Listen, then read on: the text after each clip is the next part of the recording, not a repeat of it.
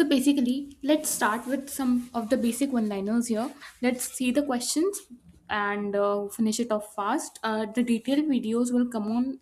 Like I'll be posting the detailed videos here. But for now, you can go up with the last minute brush up questions here.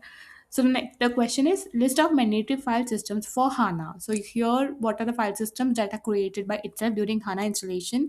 Here you can keep in mind USRSAP, HANA Shared, HANA Data, and HANA Log. HANA Data and HANA Log are a part of persistence layer. Like this is the not a part of main storage. This is stored on disk. Okay. Next question is how much is the size of each file system? Here you can mainly remember for HANA, HANA data, this is equivalent to RAM. Then there is shared, that is also equivalent to RAM, and log is half of RAM size. Okay, then how can we get the RAM size for HANA? This you can check wherever you check the memories, like in the HANA database studio or in the DBA cockpit, depending upon the database that you're working on. Okay, and then what is the installation prerequisite? It is certified operating system, obviously, because HANA works only on Linux, SUSE, and Red Hat. Correct kernel, then the HANA SAR files, host name, DNS, and hardware. So these are the basic things. You can mainly remember here the like executable files. You can remember the host name. You need the IP address. You need the operating system. That is Linux only. Okay. So how to download all this? All this is downloaded from the SAP support portal using SUSE. Okay, difference between HANA Platform Edition and remaining editions. So you can say that HANA Platform Edition is basically concerned or is basically used when we are using it as a part of database with some other systems. Okay, so platform edition includes DB plus admin tools, while other whatever HANA database editions are there that are used for particular task. Okay, but as far as the HANA SAP systems are concerned, the we use the edition only, like HANA platform edition here. Okay. Okay. Just a second. Let's move on to the next slide here. Okay. So from which user we have to start the installation? Obviously that is root user. Then what are the users that are created during the HANA installation? One is SID ADM user, one is uh, SAP ADM user. Both these are OS users, and one system DB user is created, while tenant DB you have to create manually afterwards. Okay, how to stop and start the HANA database? You can use SAP control command or HDB start or HDB stop. Can you tell me during the starting of SAP HANA what will happen? I have really shared a video today, only a short video on this, but that you can review there. Okay, what is the meaning of delta merge? Delta merge is a process during which data moves from data storage to main storage. Just as I mentioned previously, that the data and log directories are a part of persistent layer or a disk. Similarly, main storage and data storage are a part of RAM. Okay. What is save point? Save point is a process during which the data from the main memory is moved to disk. Like the process in which the data is moved to data directory, that is persistent layer, is called as save point. Here we also have a thing called snapshot that we will cover in the later videos. Okay. Backup type. What are the backup types? The backup types are data backup, log backup, incremental, and differential. Incremental and differential are a part of delta backup only. What is the difference between the two is, in incremental backup, what will happen if you are taking a backup, say today, for incremental backup, tomorrow it will update the data only that was left. Like for example, I'm taking a backup at 5:40 today, and tomorrow when I take incremental backup, it will take the backup after 5:40 today's date. Okay, but in differential backup, what will happen? Differential backup will take the data backup after last full backup. For example, if I have taken a backup on Saturday for the full DB, and after that from Monday to Friday I have taken incremental backup, and after that on Saturday I decided I have to take the differential backup. Differential backup, what it will do, it will not consider the incremental backup, it will directly take the backup after Sunday, like after the last full backup was taken, from there it will start backing up the data. This is referred because, say for example, in the system crashes and you need to recover the data there, then and in case any of the incremental files got corrupted in between, for example Wednesday's file is getting corrupted, obviously you will not be able to restore it from there. So for that reason, this differential backup is used. Like you have the last backup with you, like the last full backup of Sunday, and now you can directly go for the differential backup that was scheduled on Saturday. Okay, I hope the difference is clear. If not, just ping me. We can have a detailed description on detailed video on this. Okay.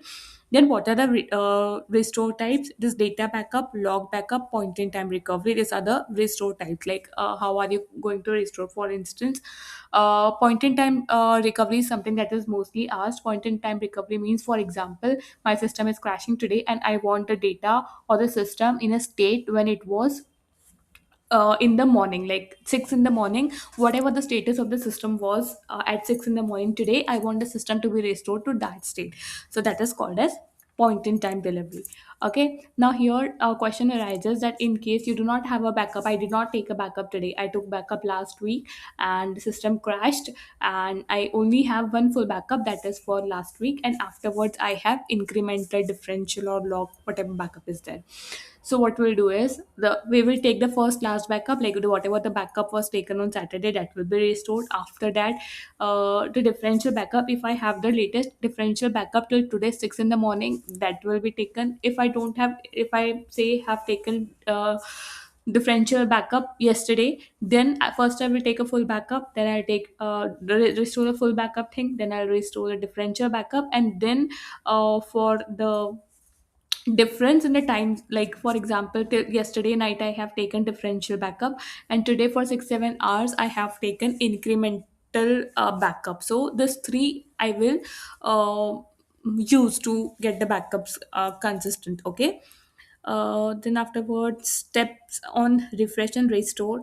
See this refresh is basically, data refresh is basically changing the data of the current system. We have an entire video on how the data refresh works, but in case this is a question asked in rapid fire kind of thing, they just expect to check whether you know about this or not. So what are the pre-steps there? You need to take a backup, source backup is needed. You need to use restore on the target system and use BDLS and then test the system. Okay.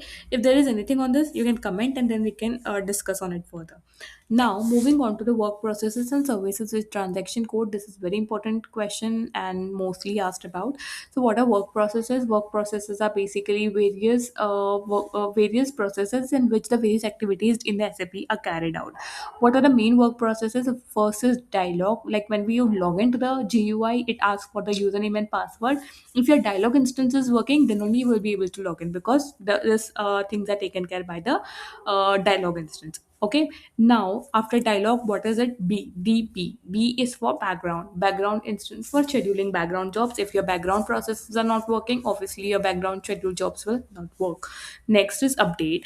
Updating is if you're updating anything that needs to be for that, the update work process will be used. The transaction codes are like something that we discuss mostly, but still for dialog instance, work process for local checking workload on local is SM50, and for locals like global system it is SM66. Local as in the one application server, like the application server on which you're logged in, and global means all the application servers which are associated with your system.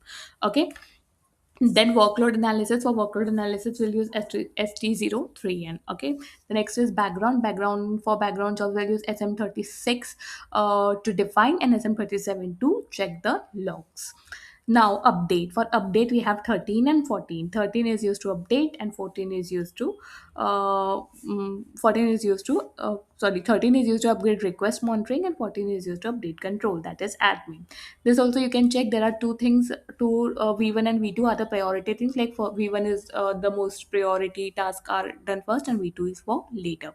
So, dialog, background, updates, spool is for printing, transaction code SP01 and SPDD, SPAD is for spool administration, SPAU and SPDD, SPAU and SPDD are also asked. For this also we have discussed, don't get confused, this is SPAD, that is for spool administration. SPAU is for repository objects after performing an upgrade or update, while SPDD is used for data dictionary objects. This is used after an upgrade. But for support package, it is SPAU, and SPAU ENH underscore ENH is the enhanced version.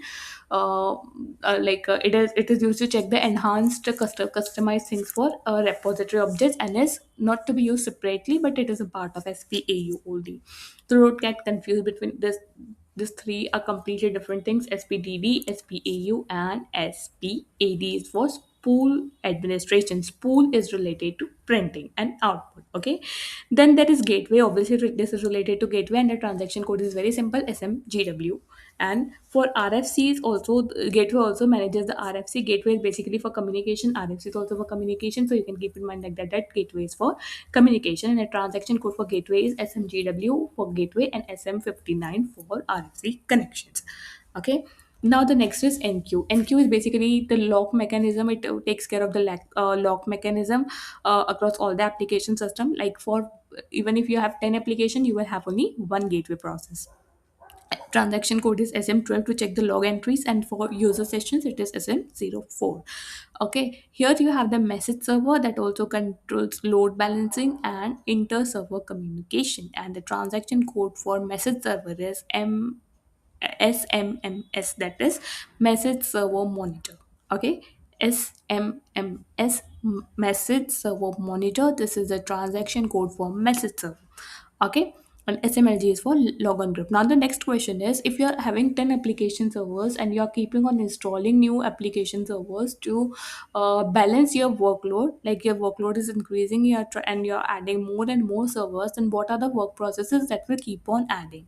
Okay, now the work processes here what keep on adding will be dialog, background, updates, pool, gateway. Okay, while NQ and message will remain same across the system because they are uh, located on the central instance, and you will have only one central instance. Okay, central instance consists of this message server and NQ server that will be one across the system, and therefore any number of additional instances you install, the NQ server and the message server will remain one only and will remain central.